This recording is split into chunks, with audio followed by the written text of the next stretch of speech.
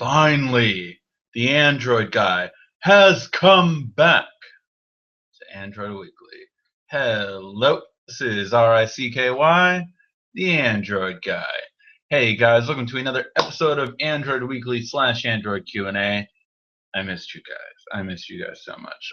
So yeah, guys, if you're not familiar with Android Weekly, of course we go over all the latest news that happened during the week, and then we go over the questions. If you have a question, just email me at asktheandroidguy@gmail.com and just make sure your subject is question, and then I hopefully will answer next week. However, the surefire way to always get your question answered is just to watch me live and ask your question in the comment section down below.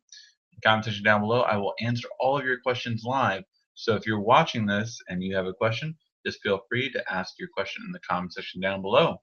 All right, let's start off with the first topic of the week, and that is the Galaxy S7 will be announced in January, guys.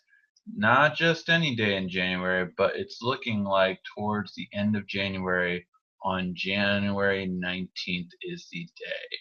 So it will not be at CES like many people have been assuming, but it will be on January 19th. And for those of you keeping score at home, that would be on a Tuesday. So yes, this is what's being reported right now, is that the next S7 will launch earlier. Not only launch earlier, though, that it will also launch as early as the January 19th, which means instead of coming out at its normal time of March or April, we're going to see a release in February. So I would still say this is probably the end of February, but it's going to be interesting because it'll launch around MWC instead of being announced at MWC. So what do you guys think about this? Do you think this is a good strategy by Samsung? Personally, I do. They had a great, for those who don't know, Q3, Samsung crushed it simply for the fact that they actually sold a lot more because they moved up the Note 5 and Edge Plus, still holding off, well, we'll see that later, but still holding off Apple and beating them in the quarter that they launched their iPhone, which is rare for sure. All right, then the S7 is also supposedly going to have magnesium and better speaker quality.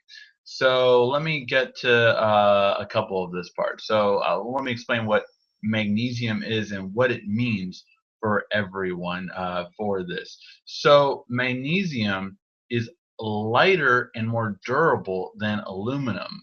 Magnesium alloy is very rarely used.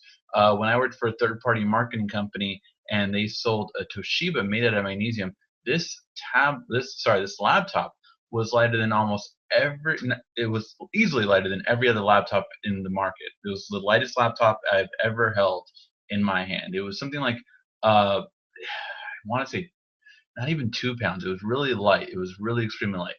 Super light, super thin. It was a 13.3 inch and it was the lightest one I'd ever felt in my life. Here's the thing, it's also more durable. It's harder to break than compared to an aluminum device. But magnesium costs the company a lot more, and the reason why that one didn't sell is because no one wanted to buy a really expensive Toshiba laptop. So magnesium is going to be on the next Galaxy S7, and that is pretty big. So yeah, it's pretty big and interesting that magnesium will be on the Galaxy S7.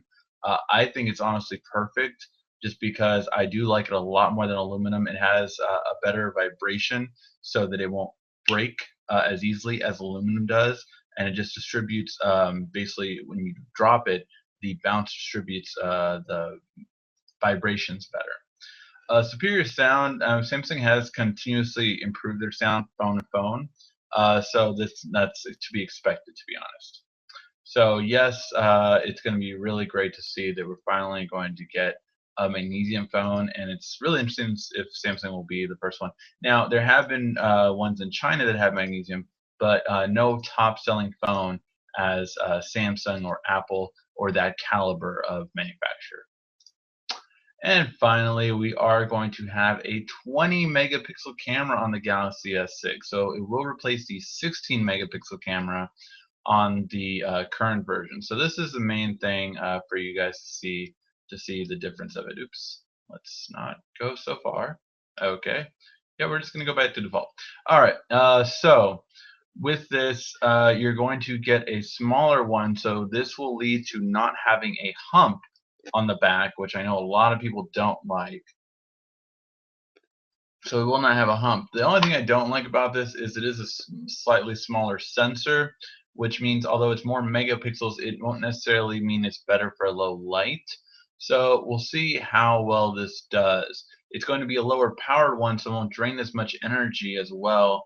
So that's good, but I'm just really curious to see if the low light will take a hit, because man, does the low light look so good in the currently in all of the Galaxy S6 devices. So that's one thing I'm hopefully it won't happen.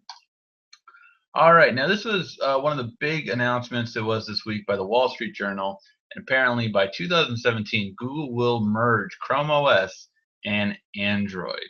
Now, this is really interesting, and I don't know if I quite believe it yet. We've heard talks about this that Google might be getting rid of Chrome for a long time now, but it's been Chrome OS has been very successful in schools and places that where it makes sense, right? You really just need Chrome Internet Browser. The main thing I see troubling with this is that Chrome browser does more than Chrome on Android. If they could bring the full Chrome browser experience to Android, well then you don't really need Chrome OS, do you? So that's my biggest thing, and when I'm talking about full Chrome OS Chrome browser, I'm talking about all the apps that come with the Chrome browser. I'm talking about especially things like Silverlight. For those of you who don't know, the reason why some websites don't work on your Chrome browser is not only because of Flash, because of lack of Flash, but also definitely because Silverlight. So that's Microsoft's web browsing application that is used on many websites, such as any kind of streaming website, such as Netflix. So for that reason, yes, I feel that's what's going to have to happen if we're really going to see going away from Chrome OS.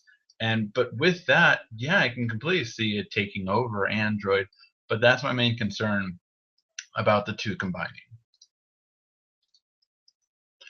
All right, then we have a new interesting device, the Galaxy View. This is an 18.4-inch, Jesus, size tablet slash TV, portable TV. It's really trying to be a portable TV. So with this Galaxy View, it costs $599, which is not, I would say, the worst price ever. It comes out November 6th. It has mediocre specs. It has a 1.6 octa-core processor, only 2 gigs of RAM, which I think they're crazy for only having 2 gigs of RAM. You need easily to put 3 in here. 32 gigs of storage and expandable micro SD, and it has 5.1.1 Lollipop. Really, though, the main thing about this is that you can see things like, it's meant for HBO Go, it's meant for like DirecTV, and putting all these different things on there, so it's kind of like a TV replacement. That's the whole idea behind this. Will people buy it? No. No, people will not buy it. I just do not see a really big future in this. Would any of you guys watching this right now buy the Galaxy View? I'm really interested. Or would you spend your money on a smaller tablet, like even the Galaxy Tab S2 or the Galaxy Tab S or the Nexus 9 or the new Nexus Pixel that's coming out? Would you spend your money on those tablets instead of this one?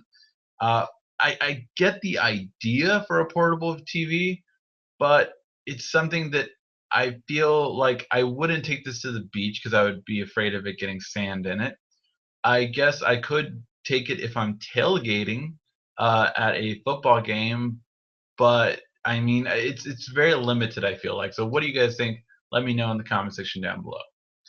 And the last bit of news that is coming to you is, of course, that Samsung has beaten Apple in smartphone sales during Q3. So Samsung sold 83 million smartphones compared to Apple selling 48 million in the same month. Now remember, this is in the same fiscal year, or sorry, quarter that the iPhone 6s launched. as well as the same quarter that the Edge Plus and Note 5 launch. So this is from July to September, and yes, Samsung definitely sold more this quarter. So Samsung is back to being on top with a firm hold on it, as where in the past, Apple last year around this time sold 55 million. That was their most ever. So basically, it's not as much as they sold before in the past. So yeah, it's obviously still up there, but we're just seeing a shift now, in that Samsung is getting up there back again. However, I still think that obviously the Chinese market and a lot of phones from there are really affecting the overall sales when it comes down to it. All right. Now, if you are watching live, make sure you ask your question in the comment section down below. But now we're going to get to questions that were emailed to me during the week and that I will now answer. So the first question is from Steph. You spell your name differently, but I believe it's still Stephanie, so hopefully it is. Stephanie asks, I had a Galaxy S6 for 4 months now, and the battery has recently decreased way more than normal. I've not changed anything in my usage, but it just started draining really quickly. And you notice your voicemail takes up at least 20% every day, and you don't even use voicemail. So, tried everything, nothing has worked. Wondering if there was a surefire way to fix this, and you do have Sprint if that matters. So a couple of things, Stephanie. The first of all thing you want to get to is in the settings under with Sprint. I believe it's under more connections. I do not have a Sprint phone with me, but I believe it's under more connections. But essentially, actually, if you just go into settings and type in optimizer, you're looking for the Sprint optimizer, and you're going to shut that thing down. That drains your battery more than anything on your phone on Sprint. So that's the very first thing you want to take down. That will save you about 20% battery life on Sprint. So for anyone that has a Sprint phone, you do want to take that optimizer off because it drains your battery like crazy. So that's the first thing. First thing you're going to want to do is drain that. Second thing, hopefully you've seen my video on how to improve the battery life on the Galaxy S6, because it does teach you how to get rid of all the bloatware that comes on your phone. So Sprint adds bloatware, Google adds bloatware, Samsung adds bloatware, and most of that you don't need. So make sure to take all that off. That's the second thing. Now, Sprint, I don't believe, has the Smart Manager app that Samsung puts on their phones. That is unfortunate, because that will stop all of these things from running in the background, like your voicemail app. However, if you don't use the voicemail app, you can disable it. So if you go into settings, app manager, or applications, and then go to app manager, you will then find, and then swipe to the right and go to all apps. You will then find the section to see all of your apps and pick out the voicemail, which is probably the visual voicemail app that Sprint offers you, and you can disable it so that you will not have a visual voicemail. Now, this shouldn't cause any issues. If it does, like, you suddenly don't get voicemails, which shouldn't be the case, you can always just enable it. If you swipe one more to the right, after all, there is the disabled section, and then you can enable it again. So hopefully that helps out, and please let me know if it did. All right. Cody asked, I saw your 10 hidden features video. I couldn't believe that my Galaxy S6, had features I had no idea about. So I've asked this question to every tech store I know. I would like a cord or something to mirror my phone to my TV. I've tried 3 different cords, 4 different TVs. Tried Chromecast, but the Wi-Fi is far. It's to connect, so I'm frustrated, and now I want to see if you had any suggestions. So here's the thing. No MHL cable, which is a cable from micro USB to HDMI, will help you, because the Galaxy S6 is not is not MHL compatible.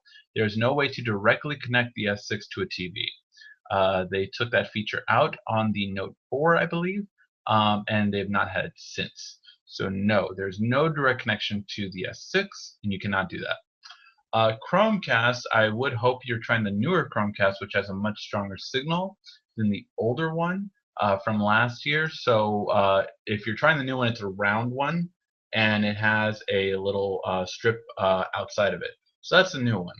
However, there is a much better solution if your Wi-Fi is further away anyway, and that is Samsung's own solution, which is the All Share Cast Hub. So let me show you. So this is the All Share Cast Hub. Costs generally around 60 bucks, depending on where you can get it. It used to cost 100 bucks, but it's much less expensive now. So the All Share Cast Hub allows you to wirelessly connect to a TV. On the device itself, it has an HDMI and a micro USB for power. So you have to power it with micro USB, and you connect it through HDMI. And once those two things are connected, let me see if it has a picture of it on the back. Yes, it does. So HDMI to the TV, micro USB to the wall, or to your TV if your TV has a USB port. That's all the power it needs.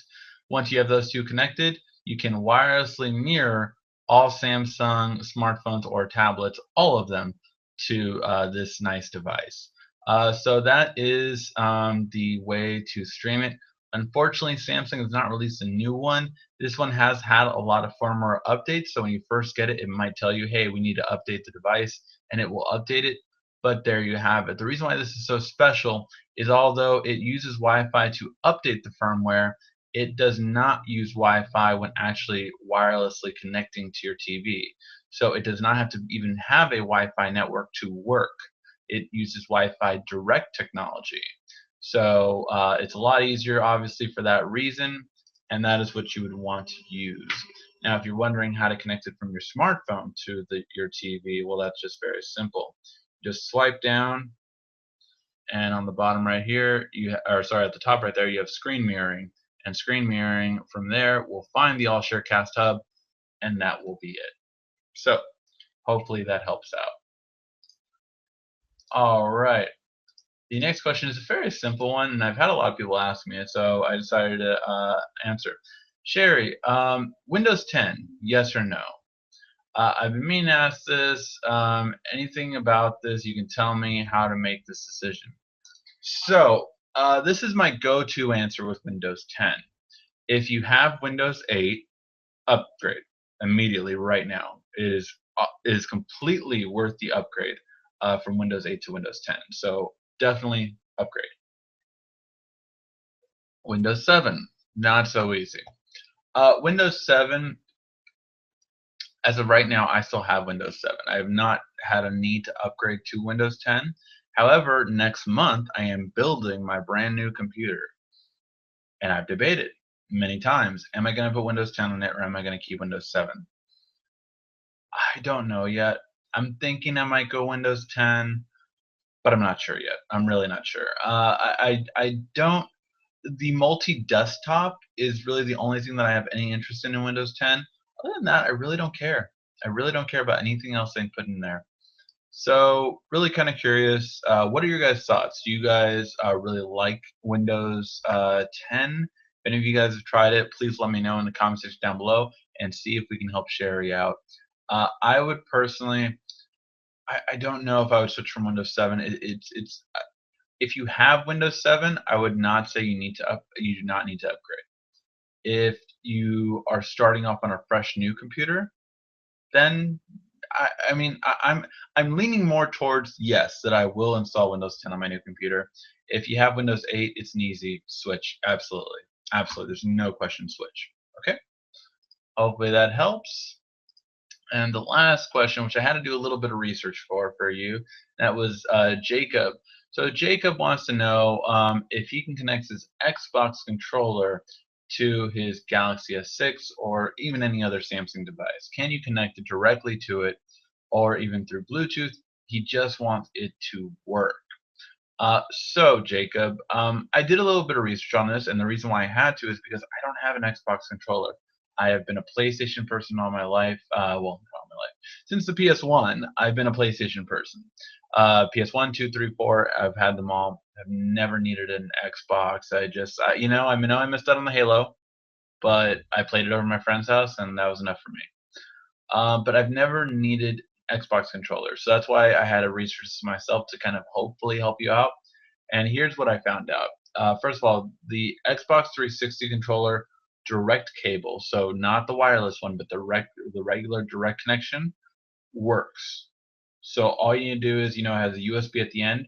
You get an OTG cable, an on-the-go cable, and you can find them on Amazon or anywhere. OTG cable. I got the Samsung one because I do trust that one more. Just because I got some really cheap ones before, like I'm talking about $1, $2 cheap, and they didn't work. So I got the Samsung one, which was like $10. I've had it since the Galaxy S3. I've never needed to replace it, so it's lasted.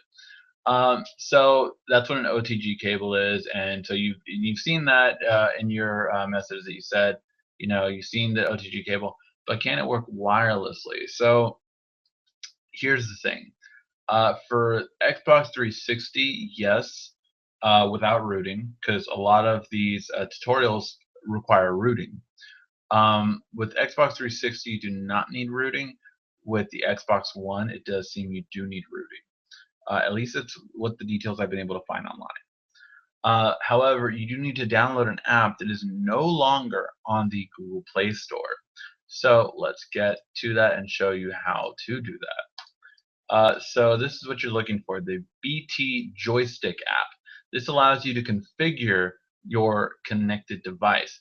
And you do need to connect it originally first, but then afterward it should work Bluetooth-wise. And this is the symbol you're looking for. So this would be the app. So I just clicked on the first link. Then I would download the APK, and that's about it. Just that simple, but that's what you would need to do in order to do it. And this is what screenshots look like of the app. So this is what you want to do. All right, so hopefully that does help you. Again, I just haven't done it myself, so I can't say it's a surefire way of working, but everything I researched online for you did seem like it did work perfectly after doing that. So hopefully it works. All right, let's get to the questions that were asked in the comment section. Again, if you're watching live and you have a question, just ask it in the comment section down below, and I will get to it now. And it looks like we have a good amount. All right. Best two-in-one, not considering the price. I'm guessing you're meaning two-in-one laptop and tablet. For the best two-in-one, I mean, it's kind of hard to argue with the Surface Pro. It has everything, right? Um, I do use still my tablet on a daily basis. My tablet right now is the Tab S. I use that one and the Tab S2 all the time, so those are the two that I use right now. I love the Tab S2 for having Office, so it makes it really easy to do productivity. However, I still hate the screen resolution, or not the screen resolution, the screen aspect ratio. 4:3 is crap. I hope you change this on the new tablets, Samsung. So, but yeah, I love the Surface Pro, the new one. The keyboard is phenomenal. I tried it out at the Best Buy store nearby my house. It's just phenomenal, the keyboard. I really love it. However, see, you said not considering price. So if I were to consider price, I would say you should get the Surface Pro 3 with the new keyboard because the new keyboard works with the Surface Pro 3. I've heard so many mixed things about the Surface Book at this time that I would not consider it. I would actually prefer Surface Pro over that one, even though the obvious benefit of the Surface Book is that you can have a dedicated graphics card, which is insane. That is amazing. But overall, I would go if money wasn't an option, the highest end Surface Pro 4. If money was more of a concern, I would go with an i5 with 8 gigs of RAM, Surface Pro 3. If it has better RAM, better processor, I might buy the Galaxy View. Yeah, see, and that's my thing. It's like it's an outdated technology before it even comes out. So what is Samsung thinking? Why does it not think that, look, what if I'm a gamer and I want this to play some games? I have my Bluetooth controller, I have everything. Why is Samsung not thinking that I would want to play a game on this nice big 18.4-inch screen? And it's just another thing thrown against the wall. Doesn't know what they're gonna do. Is there any way you can get stock video player that plays A3 audio codec? I can play it on a second party app. Oh, a stock video player? No. I cannot think of any stock player, whether it be LG, Sony, Samsung, HTC. None of the stock players do it, and even if you download a codec, it's not necessarily meant to. Yeah, like you can't on their stock players, you can't add a codec to work with it. But third parties do understand that concept. So yeah, no, you cannot get one as far as I've tried. I haven't tried um, to play that kind of quality on other ones, but yes, I've not seen it yet done. Um, yeah, so someone was saying, on the Galaxy View, why doesn't if it had a high resolution screen, I would buy it. It does have a 1080p display, but when you're talking about an 18.4 inch and your 8-inch tablet has a better resolution of it, Samsung was just cutting corners on this tablet, and that's going to cost them because no one's going to buy it if they just cut corners. I guarantee you, within 2 months, the Galaxy View will drop in price. How much you guys want to bet on that? I bet you anything. 2 months, the Galaxy View will drop in price. Which smartwatch would you recommend right now, or should I wait for the near future? This is awesome. This is just awesome. So I have not had my review. It is coming up this week, and the reason why I did not do my review is, so for those of you who don't recognize it, is the Gear S2. So the Gear S2 is really the best smartwatch out on the market, in my opinion. Here's why. For one, it has a 2 to 3 day battery life on my Bluetooth model. If I have the watch screen off, it'll be a 3 day battery life. If I do this on the Gear, I turn this one off. But you can have the watch always on, basically. If you have that on, you still have a 2 day battery life. No other smartwatch can say that. I don't care which one, what thing people have told you about the LG Urbane, the Moto 360 Second Edition. I've tried every single smartwatch you can think of. None of them has maintained that battery life consistently. None of them. And the Apple Watch, please. So yeah, no, battery life is one of the biggest things that I want in a smartwatch, and the fact that it has that is great. This Cradle Dock, the fact that it's magnetic, oops, perfect. I love that. It's simple and easy. It basically took what the 360 did and just improved upon it by making it magnetic. So yes, this is a great way of charging too. Overall, it is by far my favorite smartwatch, and the fact that it's going to work with all Android devices, I think, makes it a lot more compatible. Is it perfect? No. Apps missing was a big thing, and that's why I waited so long to review this one, because I was waiting for more apps. From what I've heard, Samsung is treating the carrier launch as their official launch, and the Bluetooth was kind of like a soft launch. Doesn't make sense to me, really. But so they've added a lot of apps just in these past weeks for that reason. So for one, I have now FidMe, which is a really great app that allows me to have all of my watches. Allows me to have all of my watches right there. So I have my AMC card now on here. I have my Best Buy card. I have my Starbucks card all in here, and so people can just scan it, and then that's it. So I really like that. Samsung Pay is apparently going to come to here as well in the time being.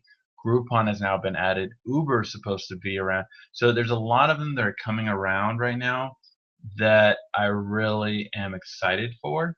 And so yes, so that for all of those reasons, I would say that yes, I do think that the Gear S2 is the best smartwatch out. They improved a lot. It has by far the best navigation. I personally have never liked Android Wear's navigation. I just feel like I'm not in control of anything because of the card-based system. I love Google Now on my phone. I do not like it on a watch. It's just it feels not correct yet. And the one thing I feel that's missing is widgets. And that's one thing I have with here. I mean, how does someone else have widgets before Google? It makes no sense, right? Before Android, popularized the widgets.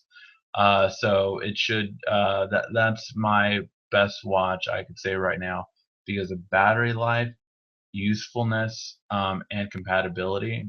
I would have to give it up to Gear S2 right now out of any Android smartwatch, out of any smartwatch, period. Not to mention that the connected version will have GPS for accuracy as well. For right now, the Gear S2 only has one problem: apps. As soon as it has that, that's it. That is really all that it needs: apps. Because everything else, navigation-wise, battery life, screen quality, everything else, I love it. It's just apps that's missing right now. All right. AT&T T-Mobile has something called number sync. If you know about it, can you explain it? By the way, good to see you came back from Las Vegas in one piece. I know, man. Oh my God, that was such a long week. Yeah, no, I have not. So number sync.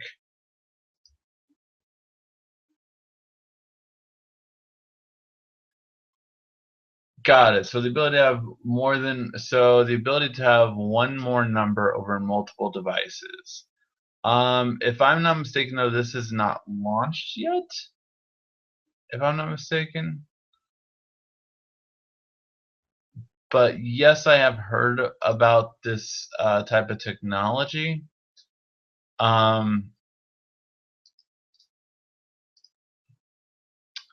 T-Mobile says it will make AT&T's offering look small. Oh, um,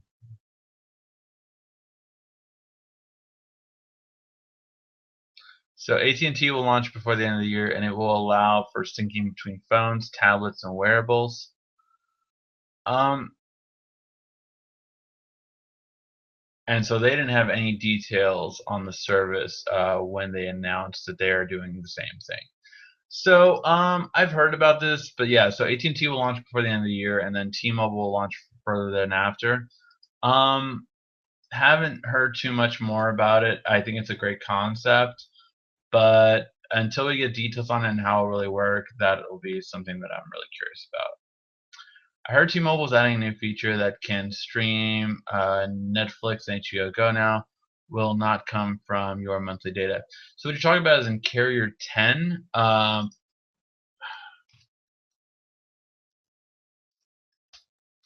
When is this announcement?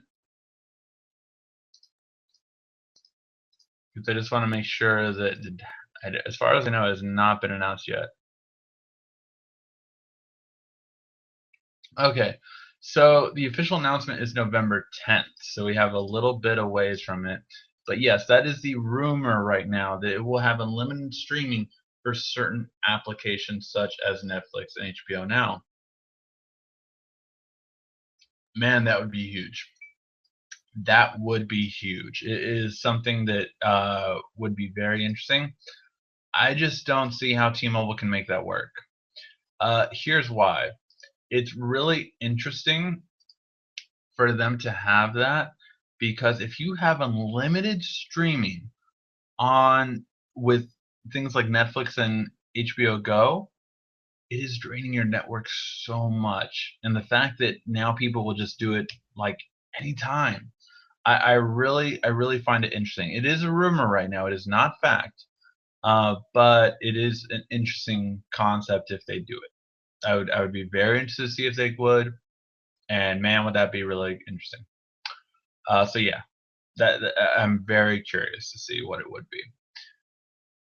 I find it funny that YouTube was not on any of them.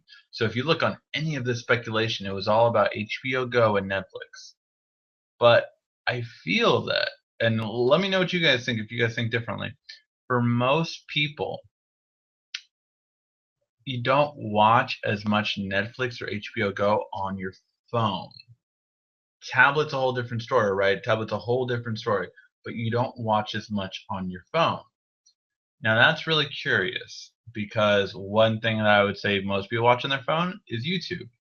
I would say the biggest video streaming app on a phone would be YouTube. Let me know what you guys think. Do you guys think it's any different? I would say that is the top one for phones. Um, I'm really curious to see if it would be more than that, because I'm really curious if they would add YouTube or not add YouTube, but add things like Netflix and HBO Go, because their research tells them that not that many people watch HBO Go or Netflix on their phone. So yeah, really curious. We will find out next Tuesday. I noticed that in Windows 10 Preview builds for desktop and mobile, it has an option to sideload APKs for developer options.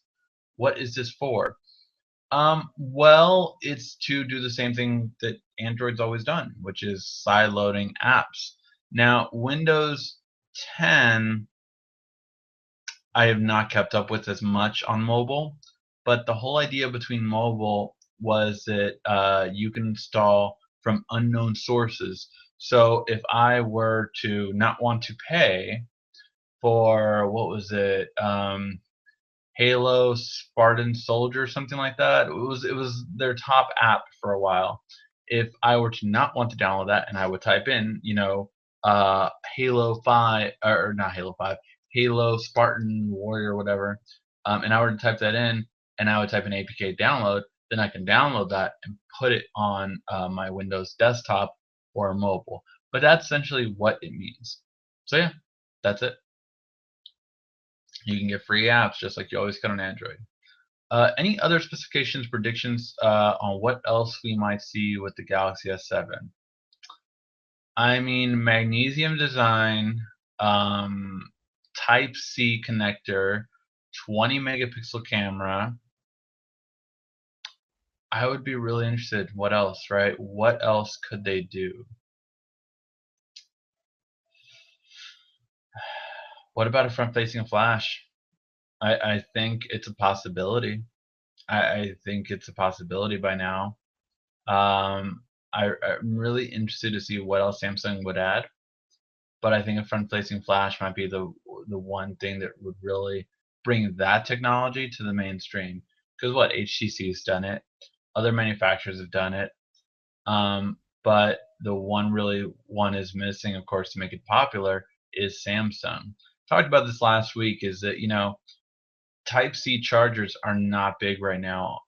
In any, if you go to your local AT&T, Verizon, Sprint, T-Mobile, you go to any of those, you guys go, oh yeah, can I have a Type C USB? What is that? I don't think we carry those. As soon as Samsung has it, oh yeah, which one do you want? We got one made from this manufacturer, this manufacturer, this manufacturer. They're all gonna have it, but it takes one of the big ones to change it. So yeah, I think the front-facing flash could be a possibility. If I had to bet on the wow factor that Samsung will have, besides the look, I think the look with magnesium will look a lot better too. Although, I mean, you can't argue with the look of this. You can argue all day with the durability, but the look of this looks sexy. But yeah, so that's my thing on that. What do you think about YouTube Red? I think it's pretty dumb. I think it's pretty dope that they include Google Music, Google Play Music for $10. I thought that was still separate. I have not researched when.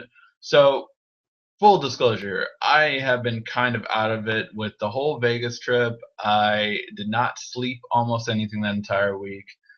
I had heard that it did include uh like I didn't think it included playing music. I would have to research that. So, because it's $9.99 a month, right? If I have to pay, I currently pay $7.99, and I'm locked in at $7.99 price point for that. However, the main thing about that is that if I have $7.99, then I'm going to raise it $2 to have YouTube Red. I don't mind if it does come with Google Play Music, then I would actually use it. But right now, I have no interest in YouTube Red because I don't find it that hard with ads for $10 a month. But yeah, let me know what you guys think. I mean, would you guys ever do YouTube Red yourself if it didn't have Google Play Music? For not having that, I would, but I would have to check on that. You might have enlightened me and made me a YouTube Red user if that is the case. If I only have to pay $2 more a month to have both, yeah, that's plenty for me. That's perfect for me. Can I use USB Type C with older phones? No, because it's actually a different curvature to it. So from everything I've heard, I've actually not had a Type C phone here yet. We have not gotten one in. We will be getting one, the Nexus 6P. So we'll be getting that one in. They're just kind of sold out right now. So I'm debating on whether buying just like a 128 gig just for review doesn't seem logical to me. So I'm waiting for one of the 64s or 32s to go back at a lower price.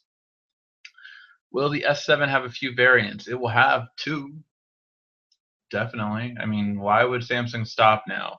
This whole, Edge. Oh, I'm gonna show you a new accessory I'm reviewing. This whole new Edge display obviously definitely stood out with Samsung. So yeah, I don't see them going away from this anytime soon. Whether it would be anything else, I don't know. There is a rumor that they're gonna have a bigger one and a smaller one, but I just think that definitely they're gonna have a edge display and a non-edge display S7. So I think, yeah.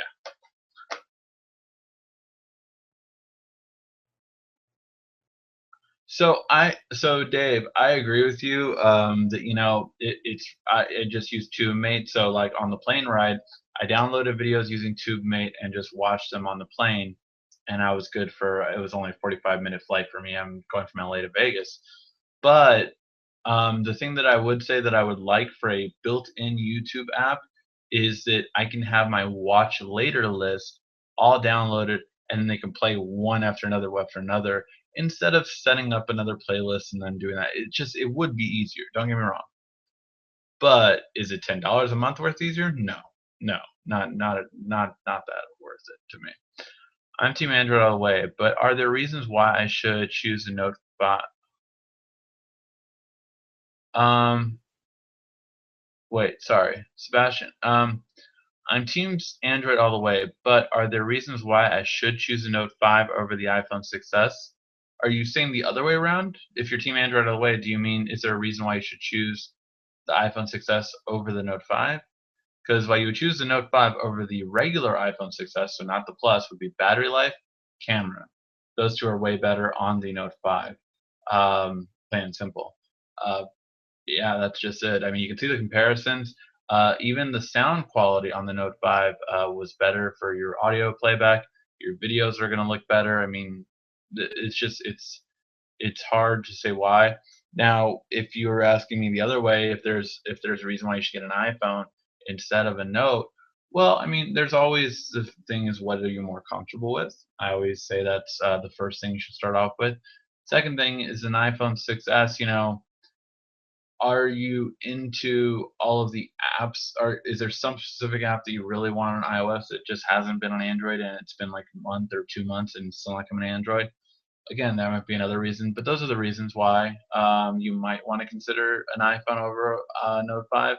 But other than that, I mean, the Note 5 really is just, I mean, the two things I always go over is battery life and camera quality because that applies to anyone, right? No matter who you are, if you're buying a smartphone, you want camera and battery life.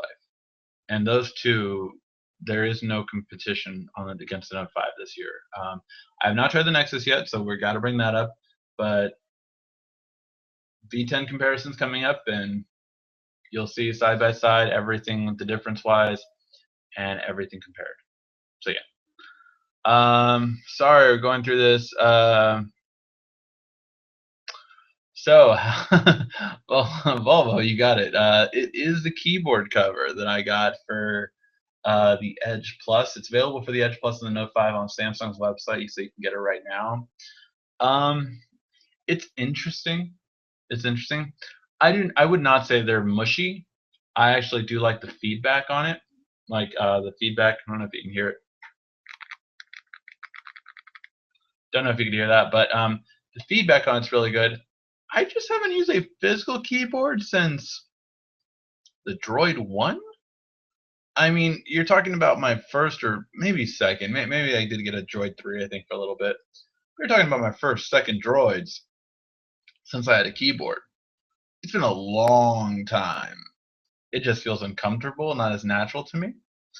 But trying it out, seeing how I've told myself I tried for a week, and then I will have a review for it. So yeah. Question is more of my family members.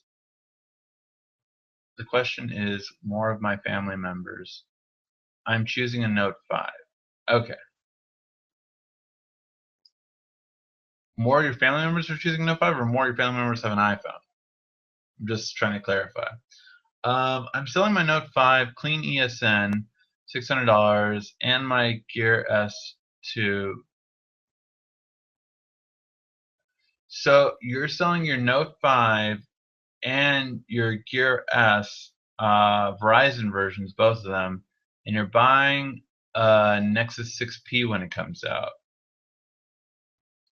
I don't know if I would say on paper yet if the Note 5 would be worth trading in for the Nexus P. Now you can make the argument of bloatware, of course, but I just don't know if I would say that it's worth trading that in yet.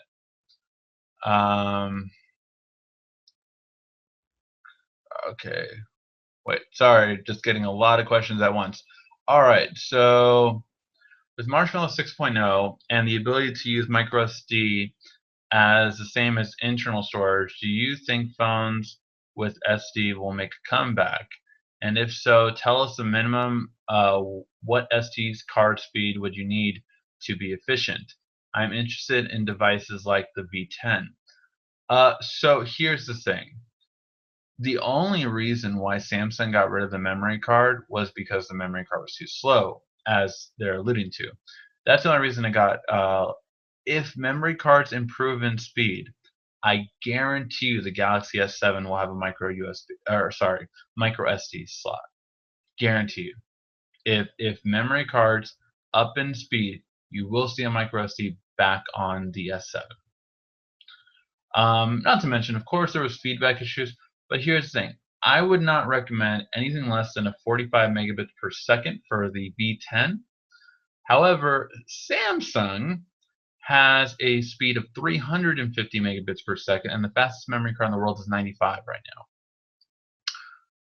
So, that being said, I would recommend you would get the 95 at minimum.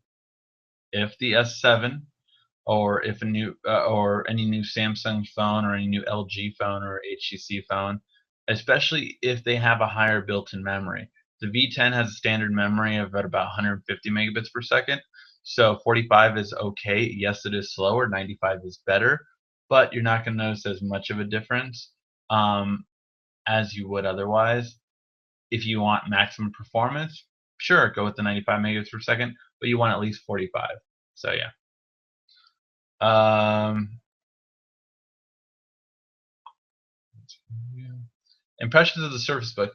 For the Surface Book, I really think it's going to be. I don't know. I've heard a lot of things getting caught in it because of how it leaves an opening. So the Surface Book closes like this, and so it leaves an opening because even though it comes together where my fingers are, it has that opening because of the way the hinge is designed. So that kind of turns me off. It's getting stuff in there. The screen is getting marks in it. Just it's not a good sign for me because of that. So that's my big negative on it.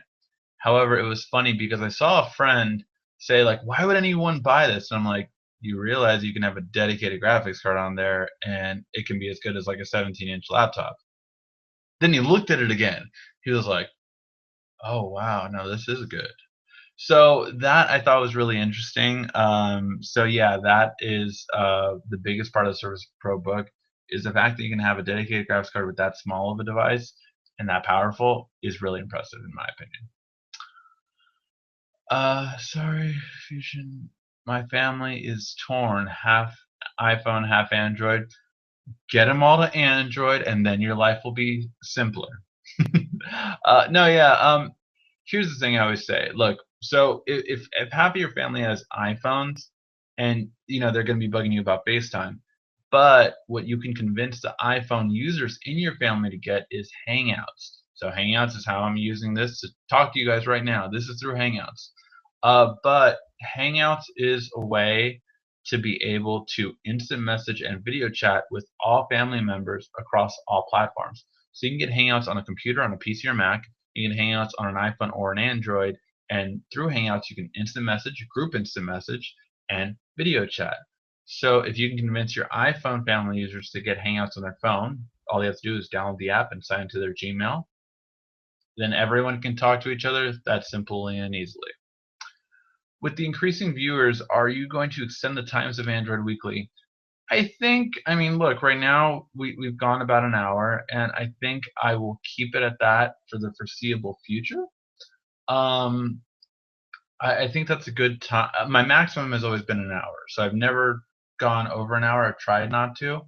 But yeah, like half an hour has been the average. It's extended definitely about 45 minutes with all the questions you guys give me, and I don't mind answering and taking long for that.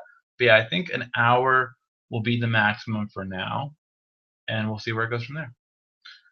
All right. Speaking of the end, this will be the end of Android Weekly. As I told you guys, we have the review of the smartwatch coming up. We are going to compare it to the Apple Watch, so get ready for that. The Apple Watch comparison is coming, as well as we will have this comparison on its way with the keyboard.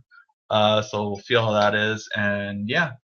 And we're gonna have the Note 4, no, sorry, Note 5 versus V10 comparison, and then we're gonna compare the V10 to the iPhone 6s next week, and then hopefully we'll have the Nexus 6P the week after.